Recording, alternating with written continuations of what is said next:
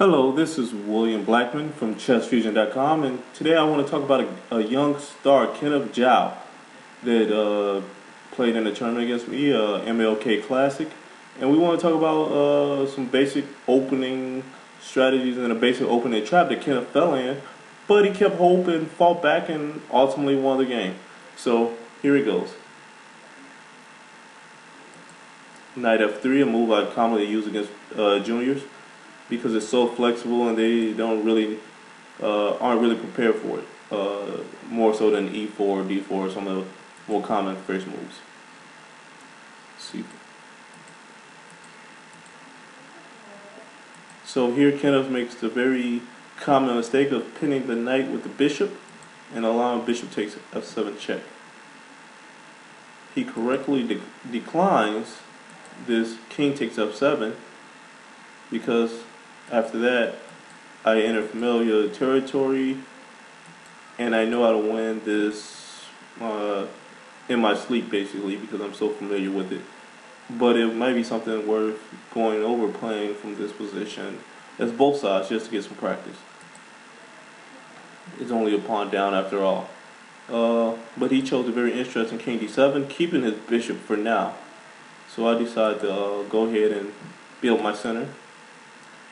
Now I played a bad move, wrecking my pawn structure, when I should have just played queen takes f3. Queen takes f3 is very good because if knight takes f3, I have this very nasty check. Check with development.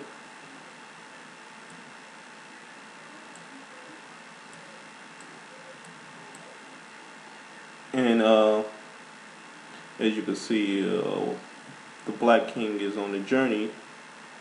That it may be very hard for it to come back. Even knight to f3, headed for c4 square and rook c1, and it doesn't look good, as well as guarding the c2 check. Why lose your castle on rights if you don't have to? And this could be game over. But instead, I took it because at the time I didn't want to go. I didn't see that far ahead, and I just wanted to keep my pawn, which is fine. All right, so king c8, bishop e6, king b8, bishop e3. I'm just trying to support my center, build a big center, get my pieces into the game. Continuing with keeping my pieces. Knight e5, a nice square for the knight. Queen a4, threatening a cheap checkmate. Instead, I should have castled and played knight to d2, g5, a bait pawn that you don't want to take and open up your own king. Rook c1, bishop g6, and queen b3. With a very good position and attack, and I'm still up a pawn. King is relatively safe to guard off any mates, and all my forces are in the game. At the very least, I should have played the standard knight to c3. G6, trying to activate his pieces. And then f4, e5 is another possibility. But black could play queen a6 to try to prevent the castling that I mentioned earlier, which is actually a queen trade, because if he tries knight to d3 check, king f1,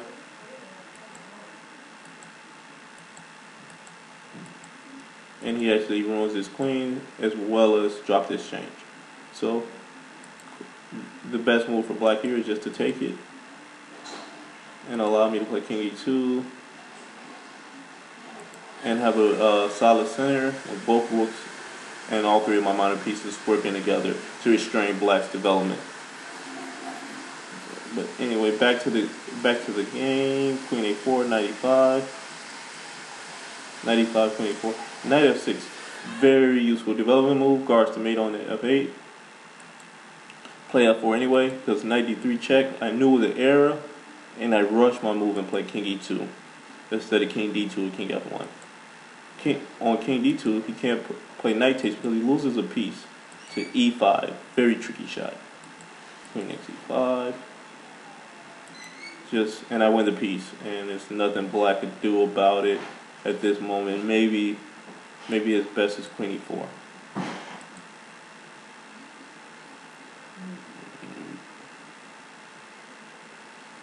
But even then, it's going to get pretty dicey.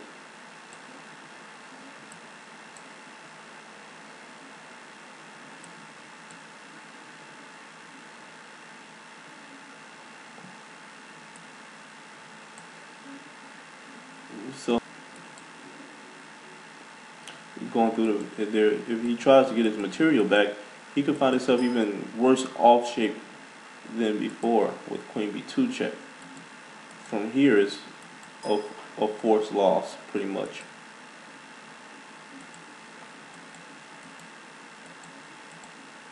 And mate can't be stopped. But back to the game, I play king d2, knight takes f4 check, bishop takes, because I didn't want the knight and queen working that close to my king, so it's sort of a silly fear that maybe I shouldn't have feared and traded so soon, but I did. So now I'm focusing on c7 pawn, just trying to build as much pressure as possible. Queen d4, why not take the extra pawn? e5. Now, very questionable move here. This check. Don't check just because you can.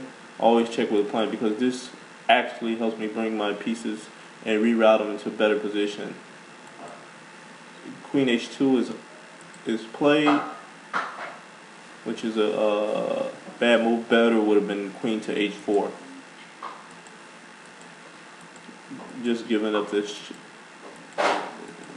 just going to the ending, a pawn ahead. But I still have the big center, so for compensation for my pawn. But instead, he chose to go to queen h2.